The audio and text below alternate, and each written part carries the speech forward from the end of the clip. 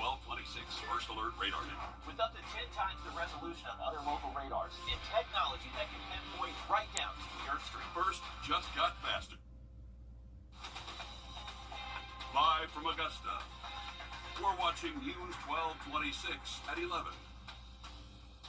Well, after storms today, what can we expect tonight into tomorrow? We get your first alert forecast in just a moment. Also, we're answering your questions about a recall for possibly radioactive shrimp sold in Georgia. Good evening, and thanks for joining us. I'm Wrdw. We'll get to those stories in a moment, but first, the growth in Columbia County continues, and we were there at the dedication for North Columbia Elementary School today. Your Kennedy Payne is live for us in the newsroom now with this latest school benefiting those in Columbia County. Kennedy.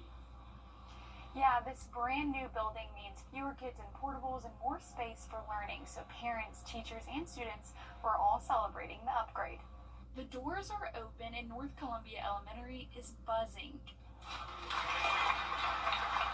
Students are starting to get into their routines and the procedures. They are going around like they own the place already. They know what to do, and they are already in the classrooms learning with their teachers. The new building is part of a larger effort to manage growth. This is the second school in 2 years, so we've been very busy in replacing older schools, and they're larger schools than our last schools were. So we're able to bring in more students, and they're absolutely beautiful. The district says the new schools are helping ease overcrowding and cut down on portables. We've managed the growth with portable learning centers the last number of years, and so we're going to be able to greatly reduce those and get students in the building now. With Fort Gordon and all the growth that we're having in our community, it's a beautiful place for students to come to school and people to come make their home here in Columbia County. And for families, it makes a big difference. The parents are thrilled to be here. The building is brand new. We've been in an old building for a long time with portables, and so we're excited to have something bright and shiny. And inside, learning looks different. They have technology. We're one-to-one with devices, so they can learn on computers. They learn from their teachers. They learn in small groups. And they say the real reward isn't the building itself, but the students who walk through the doors. First day of school, I was able to be out here, and just the faces of the students that last year attended the old school, this year they were able to come into the new school. It was absolutely priceless, and so we can't be more excited about it. And the school and many others were paid for with East Lost Dollars, which is the penny sales tax that funds education projects across the county. We know those students and teachers happy to be in their new home there in Columbia County. Thanks for that, Kennedy. Switching gears to weather now, we're taking a live look outside I-20 here at the state line. Emily, what can we expect as we get into the middle of this week? Well, tomorrow things are looking not too bad for the middle of our week. Mostly dry conditions and plenty of sunshine. For our Wednesday, here's what we're looking at temperature-wise. Starting off the morning in the lower 70s, but by the time we hit 10 a.m., we'll see that 80-degree mark, 86 at noon. Topping off in those lower 90s for that average afternoon high temperature. Typically this time of year, we're sitting right around that 93-degree mark. Tomorrow we'll hit right around 91. So another nice afternoon for us, mostly dry, but that's a different story as we go throughout the work week. 30% chance of rain by Thursday, a little bit more widespread heavy rainfall when we get into our Friday and Saturday. That'll even lead a little bit into our Sunday as well. So rain chances are still in the forecast, but your Wednesday not looking too bad. I'll have a look at what our temperatures look like throughout the next 7 days coming up. Thanks, Emily. Heading back to Columbia County, we now know one candidate to replace District 2 Columbia County Commissioner. With Dr. Melinda Cobb stepped into her first Richmond County Board of Education meeting as the superintendent of the Richmond County school system. Let's listen to how she was welcomed at the start of the meeting tonight. Ladies and gentlemen, making her debut today for the first time as superintendent of Richmond County School System, we have Dr. Melinda Cobb. What's electric at that meeting? You heard the welcome there from President Shonda Stovall. Cobb took over as interim superintendent at the start of the year. She was chosen in a 6-4 vote over Dr. Keith Simmons. We're getting answers from Columbia County about a brown water issue impacting you. Now, officials told us the issue is due to the naturally occurring mineral manganese coming off the pipes into the water, which is changing the color, taste, and smell of the water. We told you yesterday that many neighbors wanted to hear from the county about the quality of the water, including its safety, as they told us the problems have gone on for weeks or even months. The County Water Authority says it's looking to address your concerns by investing $13 million in water treatment upgrades. Officials say it is safe to drink, and they understand your concerns. We're well below standards, so it's manganese is considered I guess a type 2 contaminant, so it's not a health issue, it's just an aesthetic issue. And so we're well below the 0.05 requirement for leaving the plant. The county plans to install foam bullets into the water supply to remove the mineral in November, but until then, they say to call the county to have your water flushed. They say cases should decrease as we get out of the summer months. New tonight, a new mental health facility that could have come near Belvedere Elementary School in North Augusta is not expected at this time. The Aiken-Barnwell Mental Health Center tells News 12 it has chosen to not pursue buying Belvedere United Methodist Church. We previously told you how parents at the school did not want the possible mental health center near the school due to safety concerns. Sad news from the Aiken County Sheriff's Office tonight. One of their retired canines has passed away. K9 Lanes worked for the Sheriff's Office from 2015 to 2022. He was trained in narcotics detection and is credited with over 163 drug arrests. After his retirement, Lanes lived with his handler, who says he enjoyed swimming and watching over his family. He was 12 years old. We appreciate his service. The White House is working to set up a fake house. President Putin proposed holding the talks in Russia, but that location is believed to be out of the question for President Zelensky. Well, it's back to school for students at USCA. More than 3,300 students are attending this semester. Move-in this weekend gave students a chance to meet new people and get ready for this year. We heard from several students about what they're excited for this school year. Really excited. I have a really good feeling about the school year, and I'm excited to be a sophomore. I'm totally looking forward to new opportunities, meeting new people and everything. I'm more involved on campus now, so I'm excited to see where that gets me and all the new faces I get to meet. And on Saturday, the university is planning to unveil their rebranding. We'll be sure to keep you updated on what that looks like.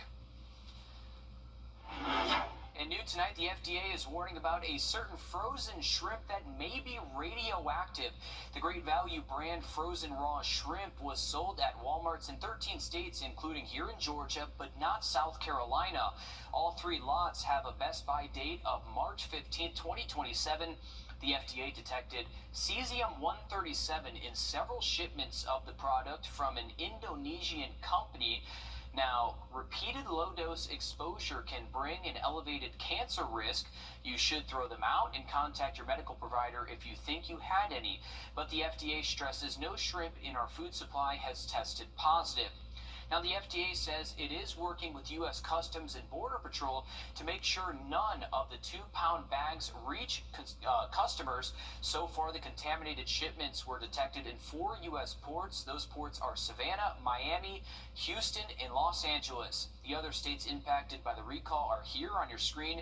If you have any of those shrimp, you should throw them away immediately. Well, looking at rain chances as we go throughout the rest of the work week, not too bad for our Wednesday, but by Friday we can expect to see more scattered rainfall for a good portion of our area. I'll have a look at what we can expect and a look at those temperatures coming up. And Hurricane Aaron has prompted North Carolina's governor to declare a state of emergency. We get the latest after a short break. Why settle for less? At Parker's Kitchen, our chicken tenders are bigger and better. They're fresh and crispy and juicy. Real chicken tenders. Get more for your money at Parker's Kitchen. First Alert Weather, where accuracy matters, keeping you alert during severe weather and helping you plan your day. We put our money where our forecast is. Each weekday, our forecasted high is within 3 degrees of the actual high. A local charity gets money in the bank. By being 100% accurate for a full month, over $1,000 went to a single charity. No other Augusta station is on your side the way we are, keeping you ready for anything and putting our accuracy to work. The First Alert Weather 3-degree guarantee, sponsored by Top Doctor. Answers to your legal questions live. News 12 Law Call every Sunday night, hosted by Neil Gordon, with help from personal injury attorney Vic Hawk, with more than 30 years of trial experience, and the lawyers of the Hawk Law Group, with millions of dollars won for their clients, and offices all across the CSRA. Plus, insight from guest attorneys across Georgia and South Carolina. Go where the CSRA goes for legal answers. News 12 Law Call every Sunday night at 11:30. Hurricane Erin is churning over the Atlantic, growing in size as it makes its way north. Aaron Gilchrist reports from North Carolina, where the governor just declared a state of emergency. Tonight, all eyes on the Atlantic, with Hurricane Erin supercharging waves along North Carolina's Outer Banks. In this satellite image, you can see lightning flash in the eye of the storm. Officials warning conditions are expected to deteriorate over the next 24 hours. We're going to see significant flooding potential, and it's forecast to be 2 to 4 feet above dry ground with wave action on top that could inundate part of our community. Coastal flooding already impacting some areas along the Outer Banks, both Hatteras and Ocracoke Islands under mandatory evacuation orders, with more than 2,100 people ferried off Ocracoke. Many beachside rental properties threatened by Hurricane Erin now empty. Alessandro Vanni moved his family to safer ground after evacuating their rental home on Hatteras Island. We decided that maybe we could extend the trip if we came here, since this wasn't an evacuation area. Despite the potential flooding and storm surge warnings, some locals plan to stay put. If it were anything like landfall or a Category 3 landfall, we would be out of here. If the roads are washed out, if they do get cut off, what do they need to be prepared for? They need to be prepared to take care of themselves for an extended period of time. With the storm inching closer to the eastern seaboard, hurricane hunters using the opportunity to study how tropical systems form and intensify. Meanwhile, communities from Florida to New England bracing for dangerous rip currents. Friendly reminder, the water is closed today. The threat also shutting down beaches in New York and New Jersey, with waves up to 13 feet possible. This is no time to be complacent. Going in the ocean for the next number of days is something you got to avoid. Back in North Carolina, double red flags warning beachgoers that even with the hurricane hundreds of miles away, it's just not safe to go into the water. And luckily for us, Emily, we are not expecting to feel any impacts from Hurricane Erin. Yeah, definitely not. That's some great news for us, as this was a very powerful storm, now downgraded to a Category 2, but the only impacts that we'll see anywhere near us is the storm surge, or rip current, I should say, along the East Coast. So if you have any plans to head to the coast this weekend, just make sure you are aware of that. But here at home, things are looking nice and dry. Overnight tonight, we'll drop off into those lower 70s for us, so a nice warm start to our Wednesday. By the time the afternoon rolls around, we'll have plenty of sunshine for us, so we're going to see high temperatures in the low 90s, just a degree or two warmer than what we saw today, so nothing too extreme, but a lot more sunshine than what we have been seeing. So I will anticipating us feeling a little bit warmer than, again, that 91 degree mark for our Wednesday afternoon. But looking at that future cast of what we can expect starting off the day, nice and dry for your Wednesday. Once we hit the afternoon, maybe a few clouds start to come into the picture, but overall looking mostly dry. Now Thursday, we're going to start off the day with a few clouds out there. Once we hit around 2-3 p.m., that's when we can start to anticipate a few pop-up showers and thunderstorms, but a little bit more widespread as we go throughout the later evening hours for us, and even into the overnight. We could see a few more of those showers and thunderstorms for us, and that'll lead into our Friday as well.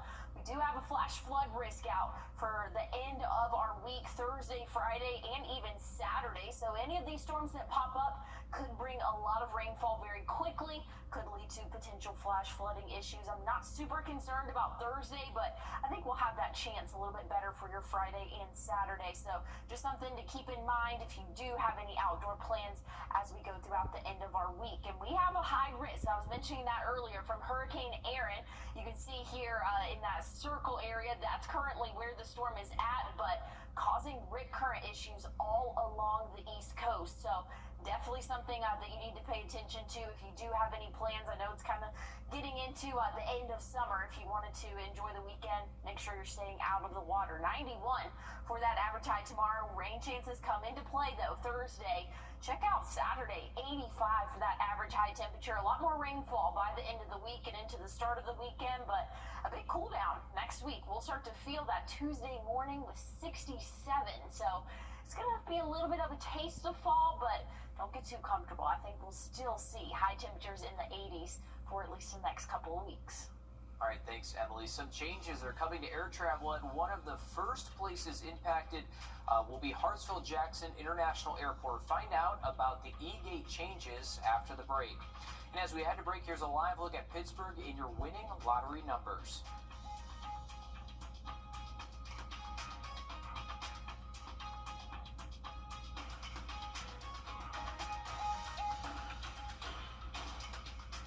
Tide and 10, brought to you by your First Alert weather team.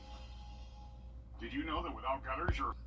Well, imagine skipping nearly every TSA step before you board your flight. Well, it's happening right now at one major airport with more on the way. Priya Sridhar shows us how it works. Tonight, TSA and Clear are launching a new E-gate program touted as a faster way to get through security at the world's busiest airport, Atlanta's Hartsfield-Jackson. We'll have full coverage of this across the 59 airports and nearly 160 different checkpoints that we operate in today. The rollout begins this month in Atlanta, Washington's Reagan National Airport, and Seattle Tacoma International Airport. The lanes are open to Clear Plus members, which requires a sign-up process that involves one government-issued ID, a $209 per year membership charge, and then a scan of your face for your biometric data. Just like a regular Clear lane, you have to get your boarding pass scanned to get into the E-gate, but you get to bypass this step where you would normally get your biometric data scanned at the kiosks. Then you walk up to the E-gate where a camera will scan your face, and after 3 seconds, you can walk right through without having to talk to anyone, and then you're off to the baggage screening area. Clear launching the new gates ahead of what it predicts will be 20 million international visitors to American host cities for next year's World Cup. I remember coming here many times and waiting for hours for security, so absolutely. This will make a difference. Clear says only TSA has control over security screening, and passenger information remains private. We never sell your personal biometric or sensitive private data. New technology, Clear says, can be a game changer for airport travel. You're welcome. Priya Sridhar, NBC News, Atlanta. Well, they've set the standard for winning. Now Grovetown softball has to prove they can keep it with new leadership in the dugout. We'll take you to Columbia County next in sports. This weekend in Augusta, it's First Alert Radar, powered by Jim Hudson Automotive Group. On your sideline, sponsored by Chandler Law Firm.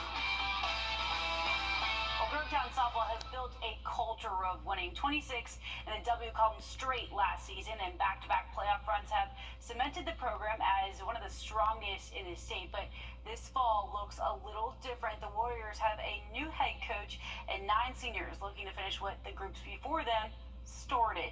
After leading the JV baseball program, Sean Clack stepped off the mound and into the circle. While there's been a learning curve, senior pitcher Jocelyn Sargent and catcher Treasure Story made the transition smooth for him. Grovetown has already picked up a few early wins and hopes to keep that momentum rolling eventually into region play. For the seniors, keeping that winning standard that set in when they were underclassmen is certainly the focus, even after graduating key arms and bats. I feel like we're just trying to outdo every year. So every year we're trying to get better and better so we could make it to Columbus again, so we could get region title, so we could prove everyone wrong that's going against us. We're one team, one dream.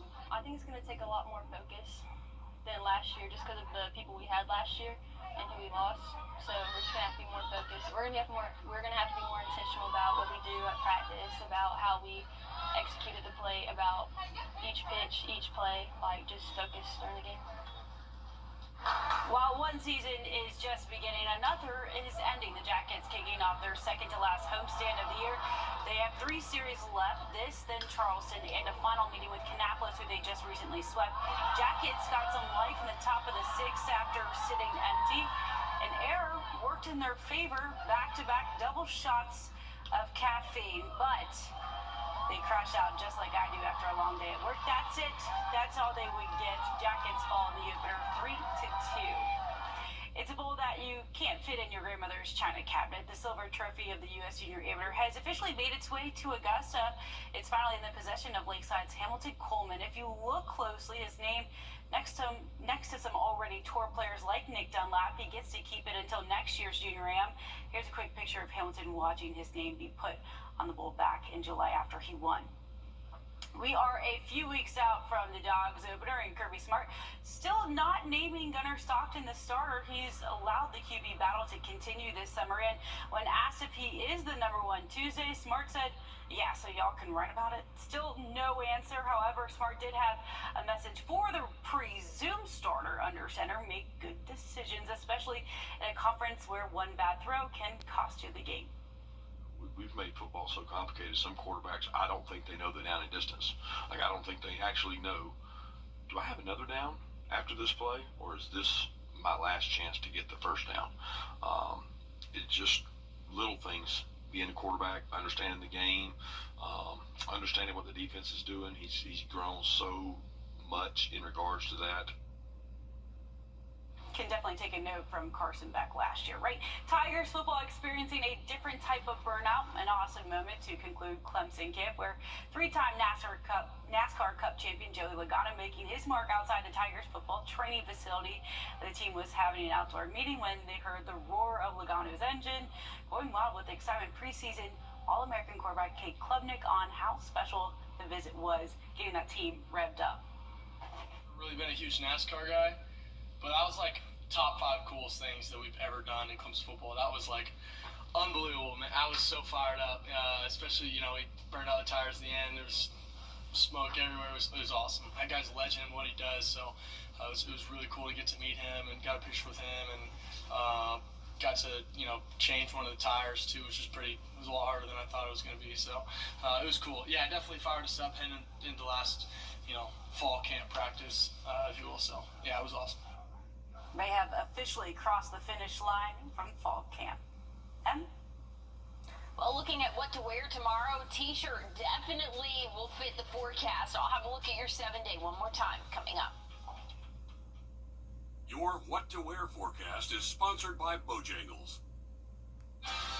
We know you missed the tender, juicy pork chop griller, but don't worry, it's back at Bojangles for a limited time. It's bow time.